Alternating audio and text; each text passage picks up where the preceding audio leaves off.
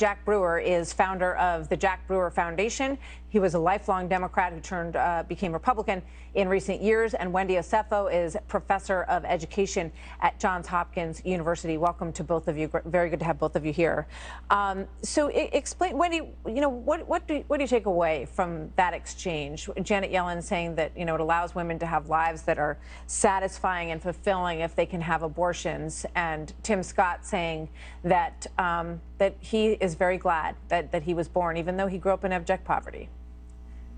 I think the conversation should be one where they both really meet in the middle. What Janet Yellen is saying is that women should have the choice to decide whether or not they want to have children. And Tim Scott is saying that his mom decided to make a choice to have him. And I think that the middle ground conversation there is that about choice. Women should have autonomy and agency over their bodies, and no one should tell them whether or not motherhood is or is not for them. And that's what I took away from the conversation. I know many people who are in high income situations and low income situations who have to make the decision whether or not they want to choose motherhood. But that decision is theirs and theirs alone. And we should allow women to be able to make that choice. And that's simple.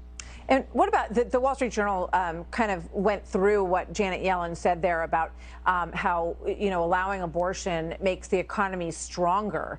And they said this: women's labor participation was rising for decades before Roe was decided and continued to climb into the early 2000s amid cultural changes. Abortion has fallen by half since 1980, and teen pregnancy rates have plunged by 2/3 since 1990 amid increased access to contraception. Jack Brewer, what do you think?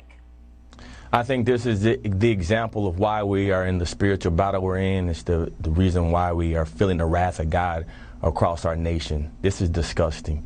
I'm a man that's a victim of this, have lived through this. I wouldn't be here. I'm from a family of black women, poor black women, that decided to have babies like me and all of my cousins. I was that 16-year-old going into a Planned Parenthood clinic with my girlfriend and being lied to. And being told that life starts in the third trimester. These things are evil. These things are sick. As I've repented for my sins and having abortions and given my life to Christ, I now understand the battle that we face. And the fact that we have a fatherlessness issue across our nation is because we've literally taken away life and made people immune to babies in the womb. Jeremiah 1:5 tells us that he knew us when we were in the womb. And so if we don't stand for righteousness in the United States of America, there is a choice. The choice is made in the bedroom. Once you decide to go in the bedroom and have sex or to be with another man, that is your decision that you've made and that you must live with. I am so proud of this nation right now for taking on the biggest sin that we have in our country that's really affecting primarily African-American women and African-American families. Our kids are locked up in prison. Our kids are in school systems and can't read and write. And we have a lot of issues in our nation, and it starts with this issue right here, not respecting life. Well, well said. Wendy, what's your response to that? I think it's really disingenuous to make it seem as though abortion is a black issue.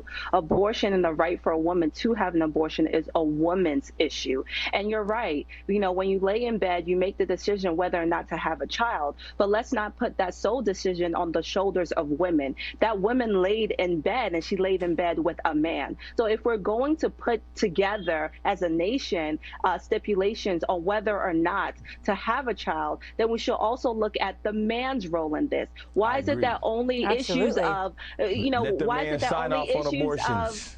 Give us the right to sign off on abortions. Don't have abortions without having a man say yes to them. I agree with you. You're right on point.